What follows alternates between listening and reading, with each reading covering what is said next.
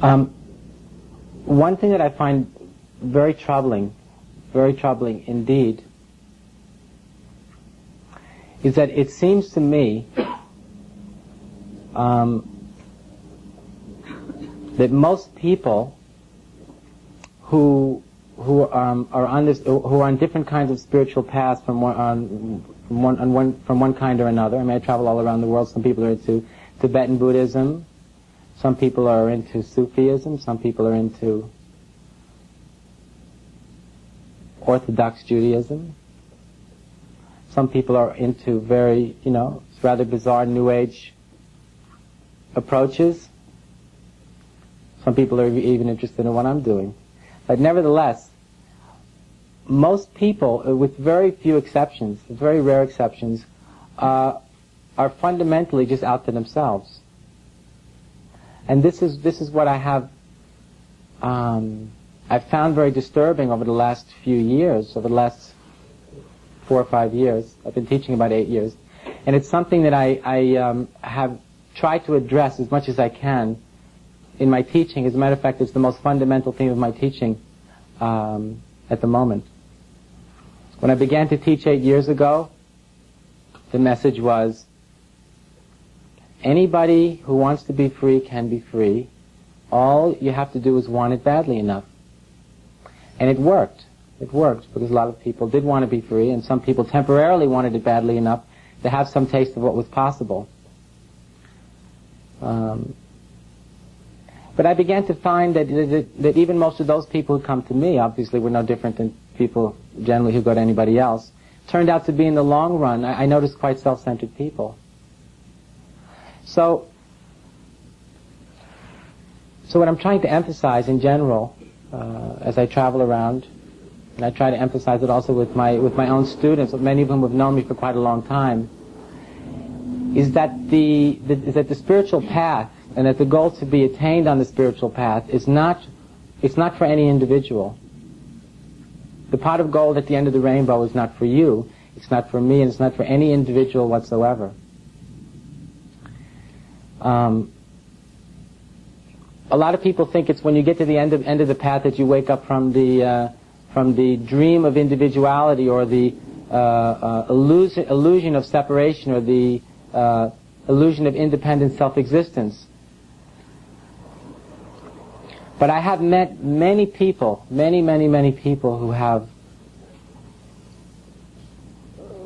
have tasted for themselves, who have realized for themselves already once, twice, 3, 4, 5, 6, 7, 8, 9, 10, 20, 30 times over the last 10, 20, or 30 years, that they have never been separate, that they are a part of the whole, that they are at the very center of this explosion of light, and in spite of that, the way they live their lives tends to express and tends to demonstrate the fact that it's not all that clear that they really know that. So what I'm trying to say is, I feel that the way we approach the spiritual path, the way we approach the path to awakening, is much more important, ultimately, than many of the experiences that can visit us along the way.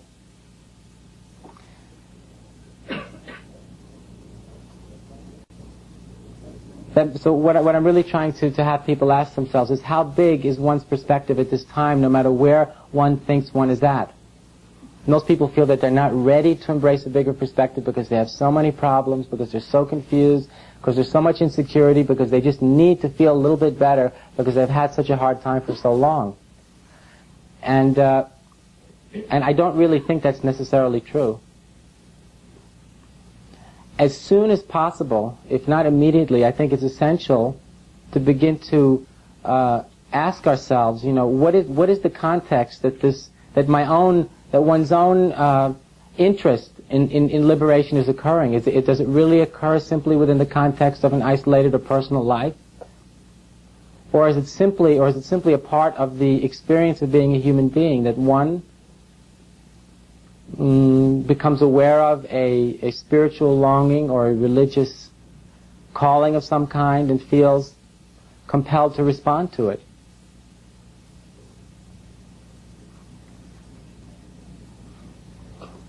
You see, because as long as we're just out for ourselves, as most people are,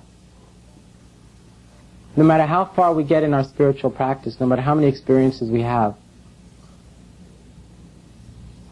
it won't necessarily set us free. It's the context itself that this whole event is occurring. The context that the illusion of, the seeming illusion of independent self-existence and separation occurs within. And the context even that the experience of enlightenment and liberation occurs within. That's what I think is very important for anybody who is serious about all these things to really begin to look at. It doesn't matter really where we think we're at. It doesn't matter if we think we're free. It doesn't matter if we think we're not free, if we think we're enlightened or not enlightened, or very advanced, or mere beginners, or all the rest of it. In order to ask these kind of questions, asking oneself these kind of questions can, if they're asked in the right way, bring one to a state of real maturity, and that's what's very, very rare, very, very rare. Most adults are quite not that mature, are not that mature. And unless there is an extraordinary degree of maturity has been cultivated in a human life, the way we relate to whatever happens to us, including glorious spiritual episodes, will not lead to the kind of transformation that is essential if anything genuine is really going to change on this planet. It is amazing to me. It is amazing to me how many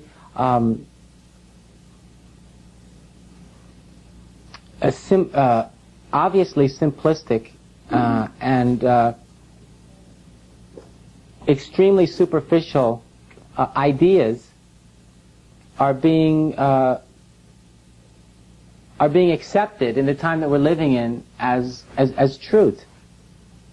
You know, sometimes it amazes me because I consider myself, even though I'm going to be 40 pretty soon, I still consider myself quite a young person, and it seems, you know, and to me, of course, I see my own life as existing, you know, within the context also, not only in the biggest context, but also into the context of the time that we're living in. It's like 1994.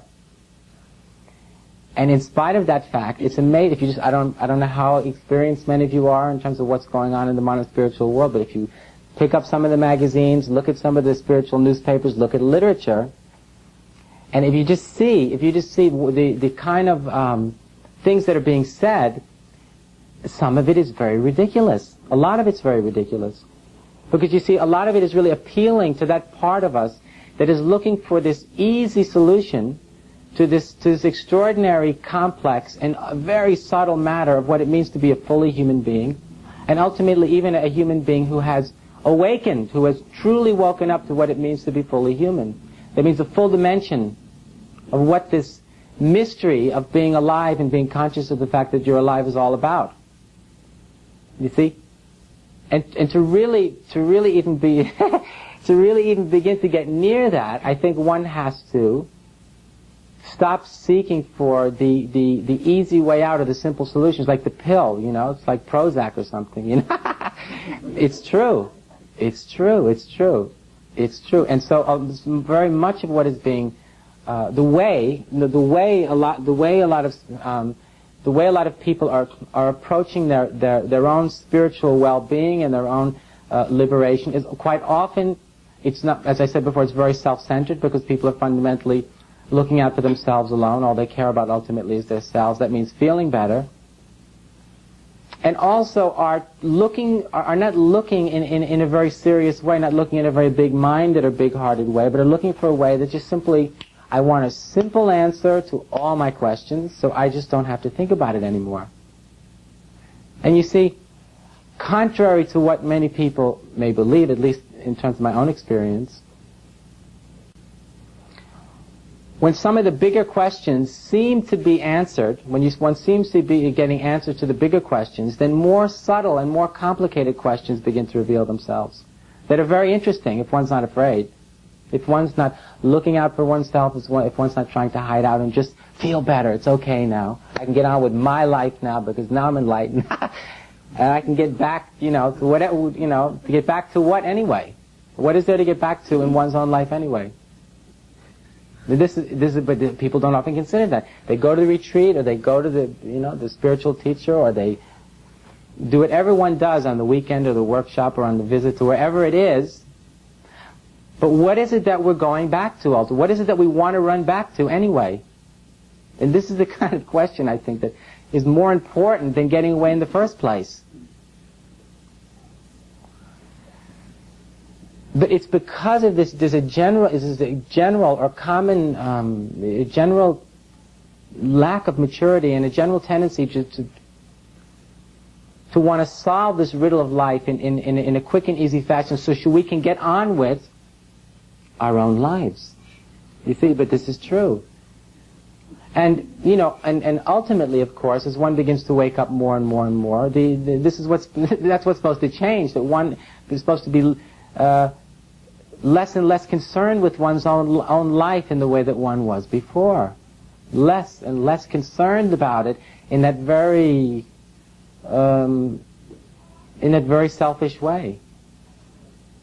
Finally, if such a finally ever exists, and right, finally we get to that point where we're basically unconcerned about it, where we're concerned with the mystery itself.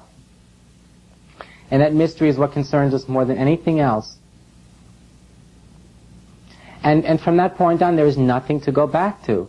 There's nothing to go back to. There's never anything to go back to. Ever. And that's the whole point.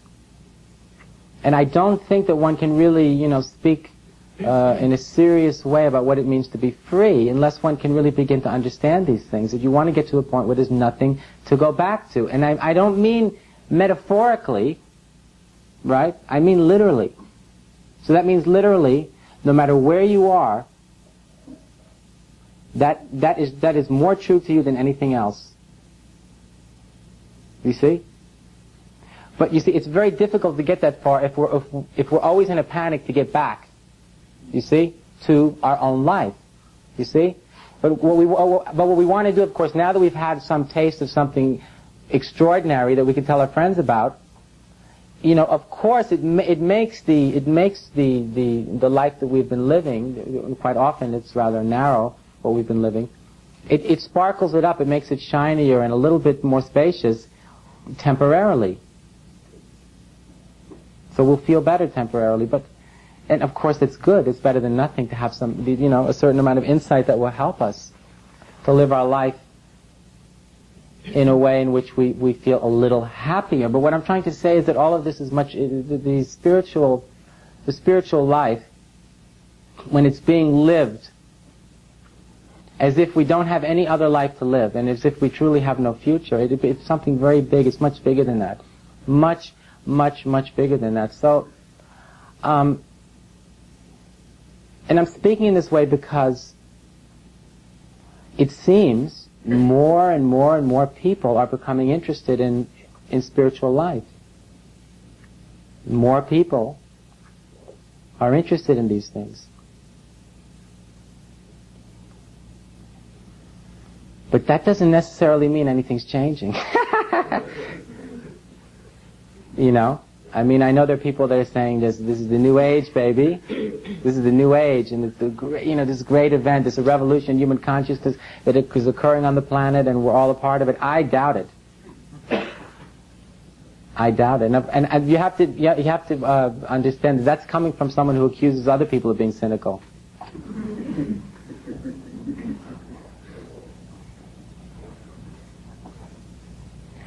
As long as most people are approaching something so big in such a small way, that kind of change that many people are declaring is true could not be happening. It just couldn't be. It couldn't be. Now, I actually don't think such a thing is. I don't think it's on the scale on the scale that some of the New Age preachers tell us this thing is happening, and on the scale that they seem to indicate, in some of the ancient books that this kind of thing is going to happen. I don't actually, in terms of my own understanding of the human condition, I can't ever foresee anything like that happening. But That's nothing to get depressed about. It's very funny how a lot of people think, someone says that there's this big thing happening, you see, and that means in a short time. I mean, I remember I had a very serious talk, right, about this with a very holy and very orthodox rabbi in Tel Aviv a year ago. He's a very holy man, very, very serious person. And I said, Rabbi, do you really believe that the Messiah is going to come? Oh yeah, this is a very serious person. He's not just a politician like a lot of these fellows can be. Very serious. Yes, definitely the Messiah is going to come. And then he wanted, and I said, and then everything's going to change in a very short time. Yes. I said, so what does that mean? Does that mean in a day or a week or more? He couldn't be so clear how long it was going to take, but it was going to be a short time compared to what I don't know. But that when he came, but I don't see how is that possible.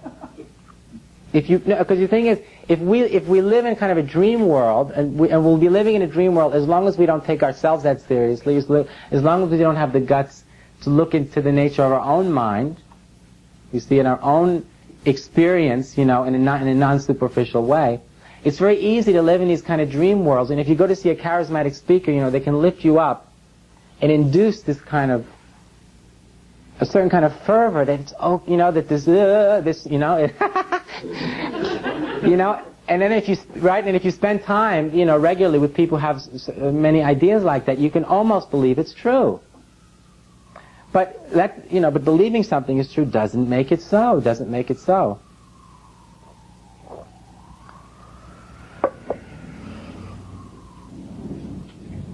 So you see, it gives people a tremendous amount of security. You see, when we allow ourselves in a very obviously immature way, to cling on to very fixed ideas. You see, about all this. You see, because there is this. Essentially, most people are terrified from the insecurity, you see, of being alive and of not being sure. And so in order to escape from this, we have so many ways we have come up with to give ourselves, to make ourselves feel safe.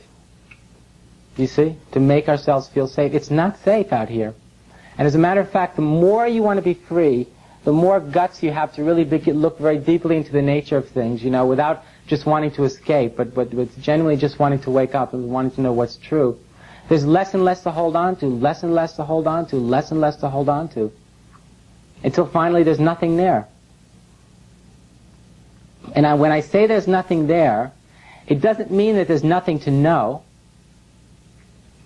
It means that there's nothing secure. It's completely insecure. And this is the thing, that whoever we think we are as individuals, right? Whatever the ego is supposed to be, right? Whoever we think we are as individuals has to find a way where it can bear that kind of insecurity of not being sure.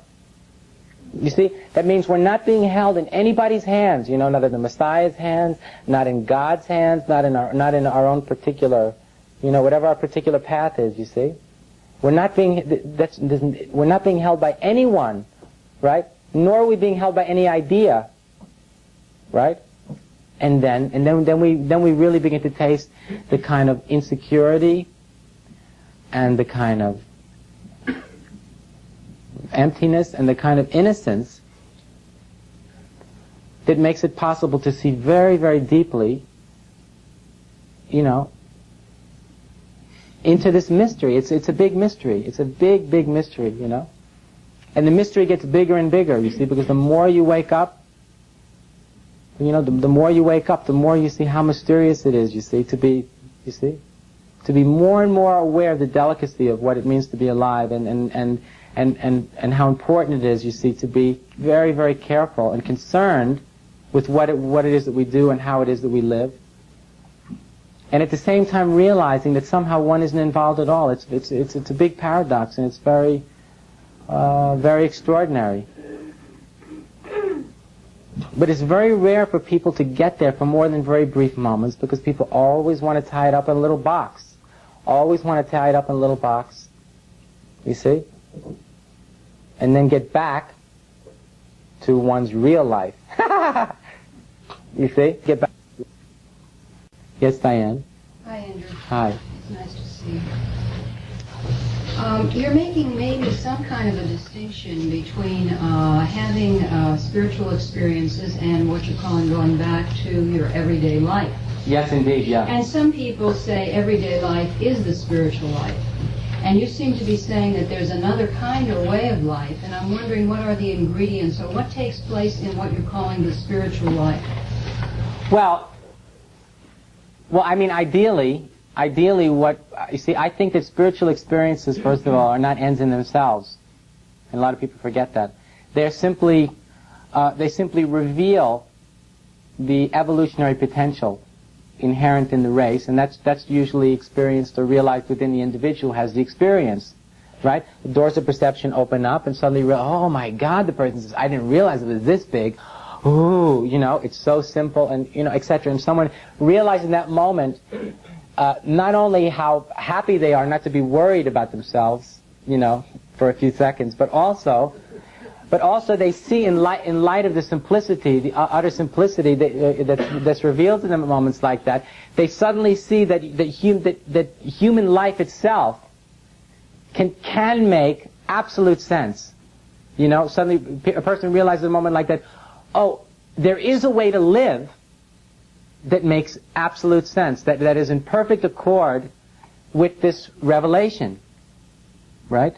Because there's two fundamental questions. There's two fundamental spiritual questions, essentially. And the first one is, who am I? Right? Who am I? And the second one is, how shall I live? Those are the two fundamental questions. So what happens is, in the spiritual experience I'm talking about, there's temporarily, the first question is answered. You know, who am I? And when the doors of perception open, temporarily the question is answered. Oh. And what I'm saying is, that's the moment to let go.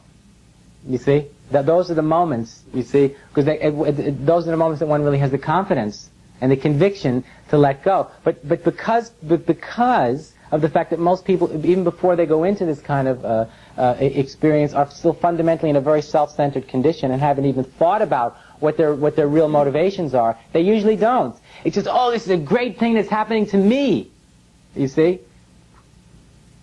They don't often consider, oh my God, you know, what does this really mean? What does this mean about what it means to be a human being? What does this mean about, what does this really mean? Very few people actually ask themselves this kind of question in a serious way. And if they do, it's very superficial, but they don't take it that seriously. So ultimately, I mean, yes, so your answer to your question is that the experience of insight, or spiritual insight, should ideally destroy life as we've known it. You know, ideally, destroy life as we have known it, so there's nothing to go back to. And practically, that would mean even if our life might externally look in some ways as it did before, it wouldn't be. It just no longer would be. So so in a sense, when someone says the daily life, you know, as you said, of course, that's all there is. There isn't anything but daily life. And when someone speaks about daily life, they're not getting the point. That's all we've got. There's nothing more to this. This is it. But what I'm speaking about is this dichotomy between the experience of insight and the kind of life that most people are willing to settle for, because there's an enormous compromise that most people are willing to tolerate. You see? You see, if we're very serious, we have to get to the point, the more serious we become spiritually, one sign that someone's becoming more and more serious is the less and less of a willingness to compromise. Less and less of a willingness to compromise. Why? Because one has seen very deeply into the nature of things. One has seen how simple it ultimately is, and one recognizes how simple, therefore, one's own life has to be if one's life is going to be even a vague reflection of that absolute revelation. Do you understand? But quite often people, they lose their confidence very quickly. They don't, they're afraid of what other people are going to think. They don't want to stand out. They often don't have the guts, the guts of the true independence necessary for it, and right away they start compromising, because you see the point of this is not to fit in. You see? The point is to break out samsara, right? Samsara is simply it's an individual and a collective mind state. It's one that we all share together and we all collude in. That's what samsara is. We're all colluding in a lot of ideas and concepts about what's true and about what's important. That's all it is. It's nothing more than that.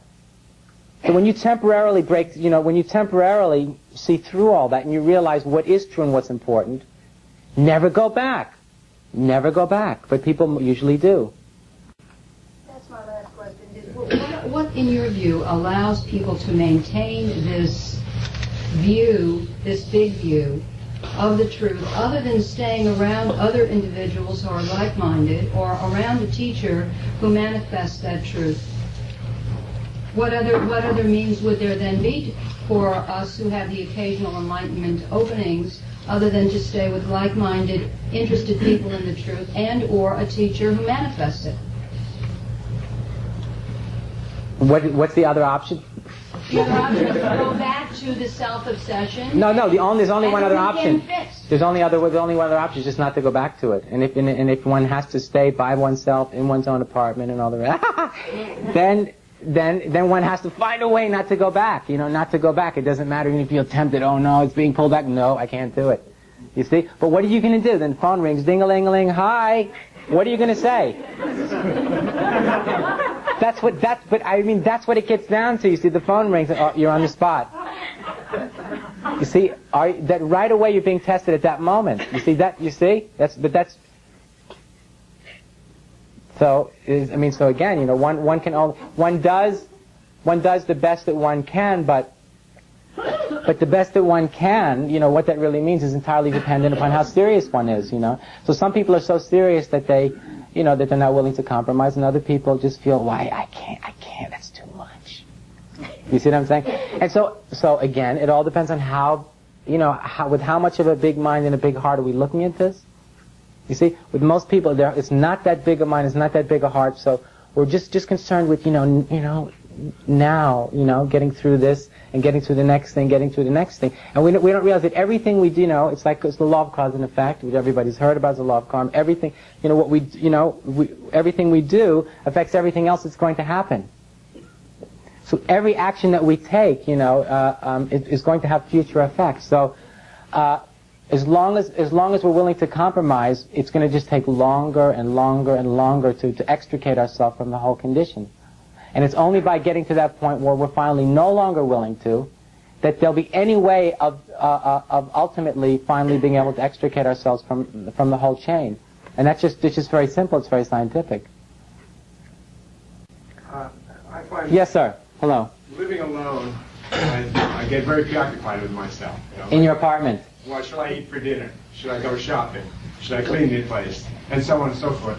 And so I find myself longing more and more for community, which I think is related to what the last speaker was saying. And I wonder if you would comment about the idea of community in relation to this. Well, I think if someone's serious, I think it's essential.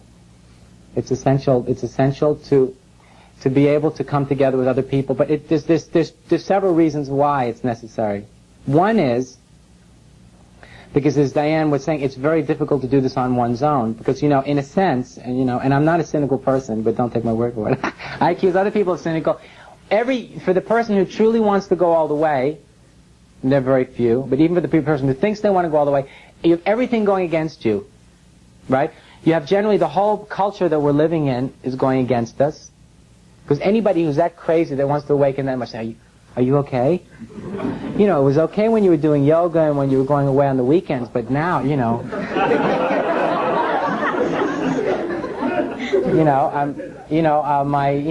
my uncle is a therapist, and would you please go see him?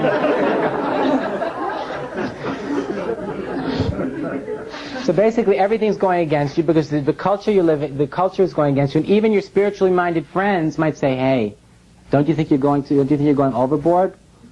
Okay, so you have everything going against you that way. You also have your own mind, which is also to a large degree is going to be reflection, you see, of all your ideas and all your concepts, many of which are not only your own, you see. So just as your friends and your family maybe or whatever are going to be telling you that you're really going overboard, your own mind is going to be saying, whoa, you're crazy, you don't want to do it, and then you'll be terrified, you see. Enormous fear rises up. When you see, the greater the degree of insight, into the truly stark nature of what this is all about, because people make this picture of angels singing, and love, it's all about love only. Well, looking at it from one way, it's true. It is only about love, right?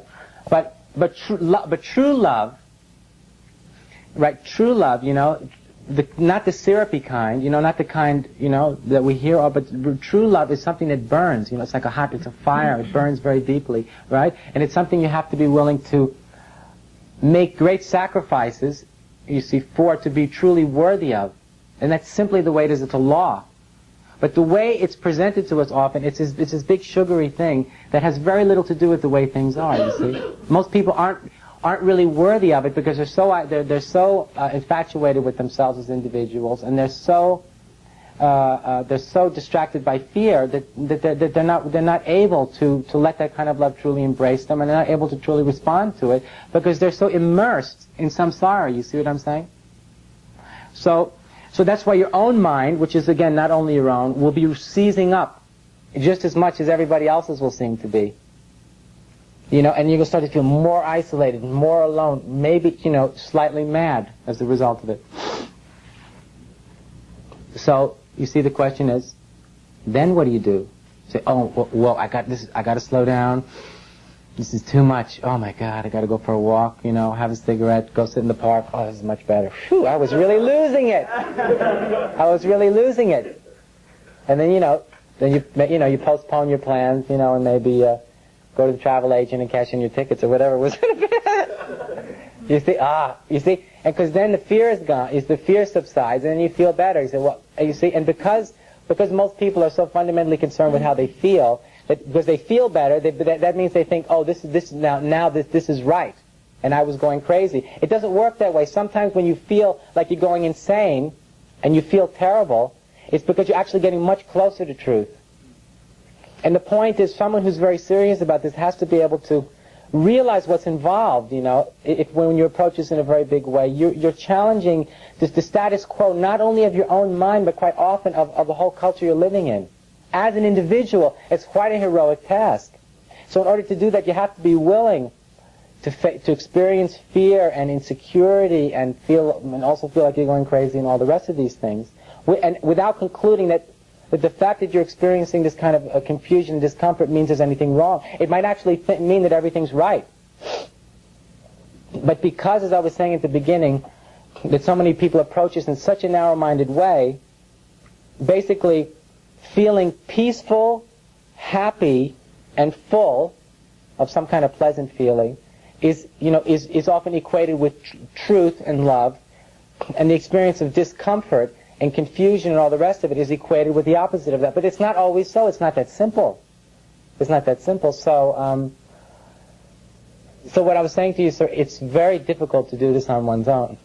And it's also very difficult to do it, even if you have the most ideal, let's say such a thing were possible, right? Let's say you have the ideal teacher, right? The all, right? But the all-seeing, all compassionate, all wise, a flawless teacher. And let's say you have this vast, community of like-minded individuals who are only interested in your enlightenment and nothing else. Let's say such a thing actually were conceivable in this miserable world, right? Let's say it still would be difficult. Why? Because in the end, interestingly enough, in the end, it's always a personal matter. It's always a personal decision how far we're going to go. So even if the teacher is like, is pulling you, to rise up way beyond, where you ever could have imagined going, and if everybody else is saying, yes, go, you see, it's still not necessarily enough to do it. It still has to be, you have to be willing to let go. You have to be willing to allow yourself to let go of everything that you've been holding on to and be willing to embrace a much larger perspective. So, but the other reason why I feel it's so essential to have to community or like-minded individuals to spend time with them is because I feel that the spiritual experience, you see, is not a personal matter. You see, when someone, as I was saying before, has a spiritual experience, their heart opens up temporarily, and they get a much bigger view. They go, oh my God, this is beautiful, you see. But for most people, it remains just this inner experience, you know. We go away, we see a teacher, we do the workshop or whatever, and this thing happens to us.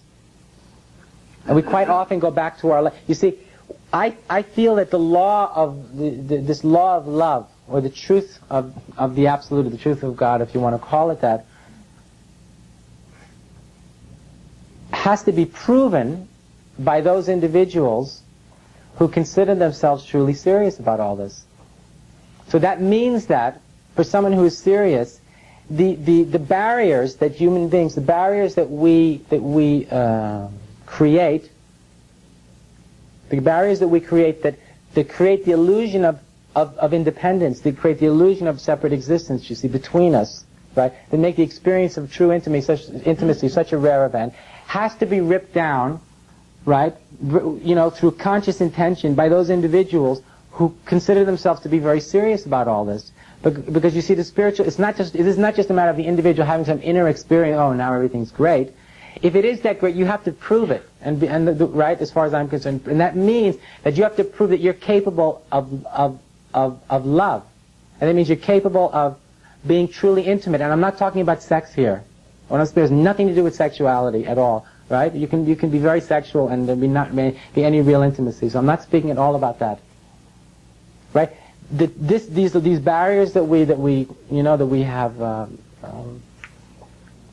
have set up, that keep others separate from us, right, and keep the experience of love, you know, such a small matter, must be ripped down by those individuals, you see, who claim to be interested in these things, you see. Because if someone says they're really serious about spiritual life, but if you look at their life objectively, there's very little true intimacy, you know, and they're just like everybody, they have their, you know, affairs and all the rest of it. You know, they have these isolated little kind of, you know, attempts. It doesn't mean any, you know, it's not, you see what I'm saying? That the spiritual life, it's not a personal matter. See, it has to do with the whole human condition as a whole, right? None of us as individuals are half as independent or separate from the whole as we think we are, right? We're just like a little dot in this mass, in this mass that is trying to evolve, you know? So you get what I'm saying? So we have to prove that it's possible, and then the spiritual life really begins to mean something, not just because we begin to feel better and we suddenly be able to think more clearly, we're not so afraid of our mind anymore, but because this law of love, you see, is actually manifesting itself through us and through those around us in a way that has real evolutionary significance for the whole. You see, for the whole. Because anytime any one or two or three individuals proves that it's possible to come together in true love and trust and intimacy, you see, for the right reasons, that means that in a sense the Messiah has come. You see, then it's really happened, you know, right now. And we're not waiting for some, you know, fictitious event, you know, that's never going to happen anyway, you see. But then why is it happening? Because we're really doing it, and by really doing it means we're willing to put ourselves on the line. We are willing to be we're willing ourselves to sacrifice ourselves to prove that this is possible. Then it's all very real. Then we're not lost in metaphysics. You see, we're not lost in metaphysical possibilities and all these grandiose ideas that can kind of get us high. You know, when we're sitting at home reading books or talking with friends late at night. But that's just a pipe dream. It's like an ego trip, you know. It makes you feel good to paint these, you know, glossy pictures, right? But if you really willing to put your own blood and your own guts, excuse me, you know, to speak in a vulgar way about it, but I mean very literally, it's all very real. It's all very real right now, and the immensity of it all, you know, it becomes very apparent to you. It becomes very real. You're in it, you know. You're breathing. Every time you breathe, you're not separate from it. You know it. It's conscious then. It's fully conscious, fully present. There's no future in it, right? Except of course, if one realizes, even in the midst of that much love and that much and that much thrill, you know, that one still sees that, oh, I'm still holding back. In spite of, I'm still, you see, then there's future. Even in spite of that, you know you're in it. This is very real. You see, you're not living in this kind of fantasy, spiritual world. Thank you very much. Just one second. Yes, sir, in the back. Hello. What does a truly intimate relationship look like? It looks good. Sure, but that's What does it look like? Well, let me ask you this. Someone is working at a job, they have a relationship, they have responsibilities, but they're working on themselves, and one day they wake up. They wake up, but they can't just walk away from responsibilities. So they go to the office the next day, but now they're enlightened. And they have You're assuming quite a bit here. You're assuming quite a bit. You just said now they were enlightened. But you said, no, listen, you were saying now they're enlightened, but they couldn't, because believe me, if they woke up that much, I'm sure the way they would see things would have changed quite a bit. The Buddha's an example of that. Well, what happens when people are having a truly intimate relationship, as opposed to our illusory... Well, you see, sir, again, in order to understand what that means, we have to ask ourselves, what is the intimacy based on? There's all kinds of intimacy that can be experienced in life, right? Like when two people want the same thing, like let's say both people want to sleep together, they want to have sex together, right? So up to that point, and maybe during it for a little while, there's going to be a certain kind of intimacy because both people want the same thing. Or if you see great musicians play together, right? At that, in the moment of, certain moments, there's an incredible intimacy, right? So people come together for all kinds of reasons. Maybe two people want to get together because they want to make a lot of money. So there's a certain kind of intimacy that's shared because they have the same desire. But you see, the kind of intimacy I'm speaking about is a result of the fact that two people come together or more because they want to know what's true. They always want to know only what's true, and they don't want to hide behind anything else or even pretend anything else is so. So two people come together only because they want to know what's true. Number one, and because they make an agreement that's what they want to respond to the mutual ongoing exploration and revelation of that which is true. They want to be able to respond to it fully, without hesitation, without reservation. I'm speaking about something very ideal.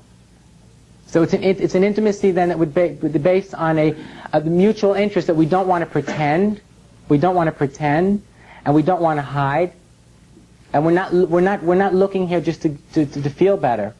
You see what I'm saying? So intimacy based on what? And that's something one again has to really decide beforehand. So I would say, in terms of the way I teach, it would be based on an interest in the truth alone, at any cost. That's a very different kind of intimacy. Now there's also kinds of intimacy that people share, like they come together, two people, and like it's unconsciously there's kind of an agreement. We're not going to talk about this, we're not going to talk about that, I'm not going to push too much, you're not going to, you see? So they feel very comfortable, they feel very, very buddy-buddy or, whatever, very cozy together, because they know there's nothing to fear, really. This person is not going to push me, and I'm not going to push them, so we can have a great time together. So they're experiencing a certain kind of trust, a certain kind of intimacy, but it's already based on the mutual willingness to compromise a great deal. You see, so intimacy when it's truly profound, it happens when two or more individuals come together in such a way that they agree that they don't want to hide. And right. So this doesn't mean this kind of morbid, therapeutic, constant probing, which is kind of unpleasant business, And I don't necessarily think all that evolutionary either, right? I'm not speaking about that. But then when you come together in that way, when you truly don't want to hide, there's something very. It's something very mysterious, but there's something very miraculous begins to happen, which is a knowing of that which is sacred in a way that's no longer it's no longer an individual matter. You see, this what we're speaking about it then becomes apparent to all those involved simultaneously. You see. There's something impersonal. There's something impersonal that's being given attention to here. And that which is impersonal, in this sense, transcends the significance of the experience of any individual. You see, because in coming together in this way, the personality and the significance of the individual characteristics of any particular personality don't become completely irrelevant, but they become secondary, and there's something else that makes itself apparent, and it can in a situation like that all the individuals become aware of, and this is what creates the kind of experience of intimacy I'm speaking about, and that kind of intimacy is it's like a religious experience, but it's not just like a big blaster. It's very deep, and it's constant. You see, and I think that that what I'm speaking about right now is a large part of what this evolutionary leap, or this kind of mutation that the great Krishnamurti was speaking about, is actually all about. It's not just a personal matter. It's not only a personal matter. It has to do with what I'm speaking about occurs when at least two, or if not more, people are involved. You see? And then there's a kind of being together, right? That's very sacred. You see, because the fact of oneness, or the fact of non-duality, becomes readily apparent, and at the same time, the individuals are able to fully experience what it's like to be themselves. You see, and what does that really mean? This means that what's come into the foreground, what's in the foreground is the fact of our true nature, right? Right? And the individual characteristics of the personality and all the rest of it has assumed its rightful position, which is in the background, not in the foreground, you see? And so then if several individuals can experience this together, it's a completely different kind. This is the kind of intimacy I'm speaking about, and it's something that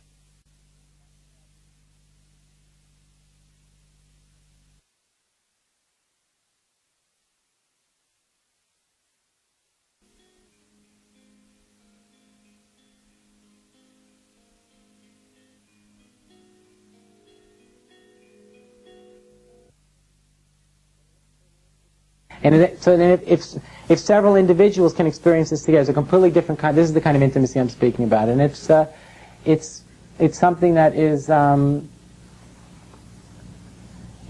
think that it should be a fundamental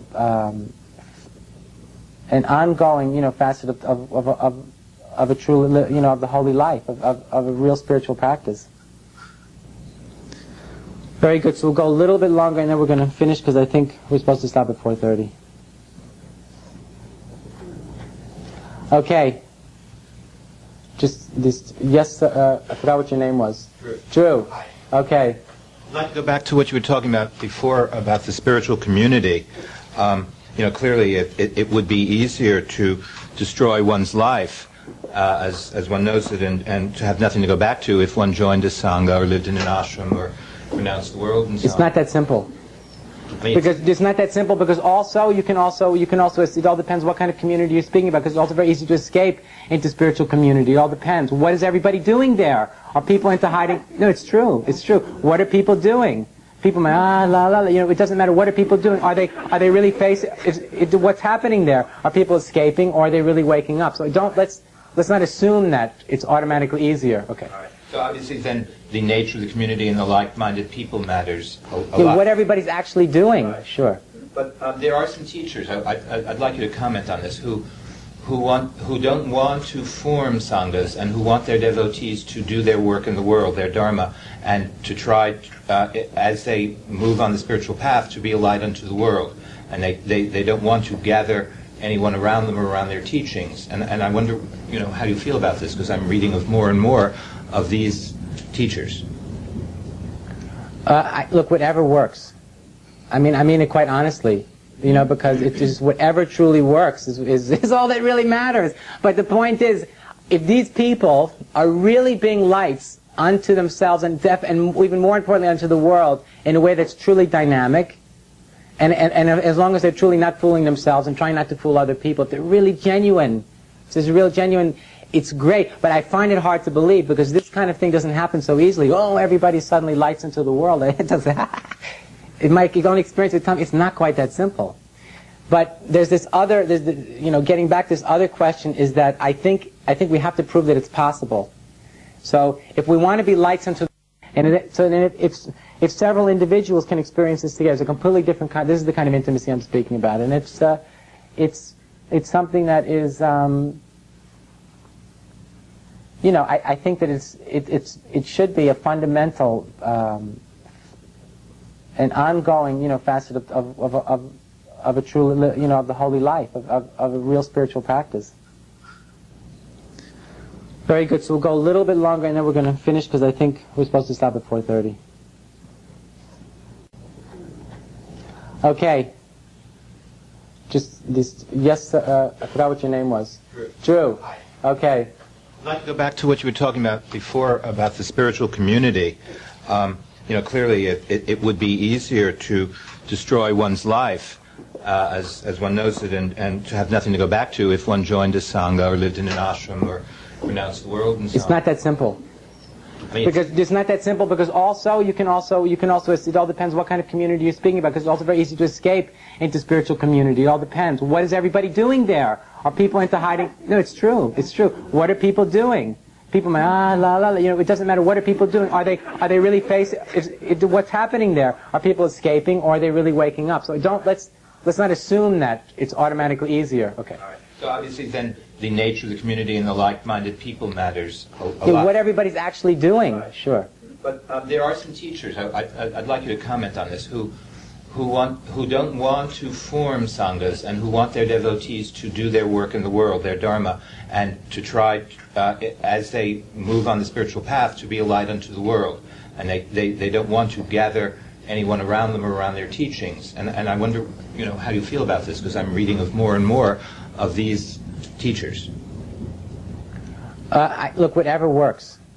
I mean it quite honestly, you know, because it is whatever truly works is all that really matters. But the point is, if these people are really being lights unto themselves and even more importantly unto the world in a way that's truly dynamic, and as long as they're truly not fooling themselves and trying not to fool other people, if they're really genuine, if there's a real genuine, it's great. But I find it hard to believe because this kind of thing doesn't happen so easily. Oh, everybody suddenly lights into the world. It doesn't. It might, you don't experience it. It's not quite that simple. But there's this other, you know, getting back to this other question is that I think we have to prove that it's possible. So if we want to be lights unto the world in some kind of, if you want to go out into hell, so to speak, or into some, and be able to say, hey everybody, there's another possibility. Before you have to prove that it's possible within an environment where, you know, where other people are actually interested in it. Because of course that's a place where you're really going to be tested also. Because let's say you've woken up a little bit more than everybody else. It's very easy, hey, you know, to seem like you're doing great. But what if you're in a situation where you're not the only one, you know, where most of the people have woken up to a certain degree? Then, you know, then you're being tested much, much more. You see, and then if there's real integrity in the situation, there's always going to be farther to go. There's always going to be more. Do you see? Yeah. And then you see, then if you test yourself in a situation like that, and you can prove your integrity and your independence, prove your independence in a situation like that. Then, if you want to speak about it going out in a sense to show the way for other people, I would accept it. But you know, the thing is that this thing of teachers, you know, having followings and all the rest of it, it's basically people are very cynical about all this because, quite frankly, many of the teachers that have done this in the last 20 or 30 years have made a big mess of it. You know, they've made a big mess of it, and they've proved themselves unworthy, and the results of their work has created a lot of cynicism and skepticism as to the point of all of it in the first place. And this is why the whole notion of people coming together in spiritual community, you know, in this way, people don't think it makes sense and don't really think it works because most of the time it hasn't worked, and there are reasons why it hasn't worked. But simply because it hasn't worked doesn't mean that something like that is not essential. Essential, because you have to understand that what happens in spiritual life and spiritual community, it should be, I feel it should be in a sense at the very foreground of the experiment in evolution at this time, at any time. You see? Because it's easy for people just to sit back and speak about evolutionary possibilities, but when people get together to really try and do it, to try and prove it with their own flesh and blood, you see, with their own life, that's when it's actually occurring. So whatever would be happening in places like that should, ultimately, mean a lot for everyone, for the people there and for everyone else. You see? But unfortunately, so much of what has happened, in the last 30 years has been very disillusioning for many people. And so people have thrown out the baby with the bathwater, and I don't think, and I think that's too extreme a response, even though it's very understandable why it has happened. But believe me, the path of awakening and what's involved, it's very, very delicate. It's very, very complex, and I've said it's possible to wake up to a significant degree and still be very deluded. You see? But you see, because as I'm saying, if you have woken up, to a certain degree, and you go out and are spending most of your time with people who haven't woken up at all, it's very easy to think that you're far, far, far way beyond where you are. Do you see what I'm saying? Yeah. And then of course, then one's going to start being a teacher. Then one's going to be giving people, a very imperfect transmission or teaching of really what it's all about. And then, maybe everybody will find out 30 years later. So as I understand it, then the spiritual community should be largely a testing ground. Then a proving ground, testing ground. Yeah. How does one know when one is ready to leave it and go out into the world? What, to show the light, to be a light for other people? Whatever. To be a light for other people? Or to escape into samsara? No, the former. Oh, okay. Well, I suppose when one had proved oneself to oneself and to everybody else. I think she'll kick you out sometimes. When it's time, right? Right, but I'm speaking about a slightly different paradigm. People say, because again, the way that what you're saying implies the situation that you're in this kind of nursery school, and when you get ready, to be a big boy or a big girl, then you go out into the world. And I think that a real spiritual community should be a place that is a heck of a lot more challenging and more difficult to live in than the ordinary world. You see? So again, this is what what you're speaking about and what you brought up. It is the common paradigm and what many people associate with spiritual community. But I don't think that it should be. But it is because of what has happened, in the last 30 years or so. But I don't think that that's what it really should be. It should be a place where people who weren't really serious about it wouldn't be able to survive anyway. And it's much more challenging than just living in a world where no one's going to challenge you, and fundamentally the law is compromised anyway.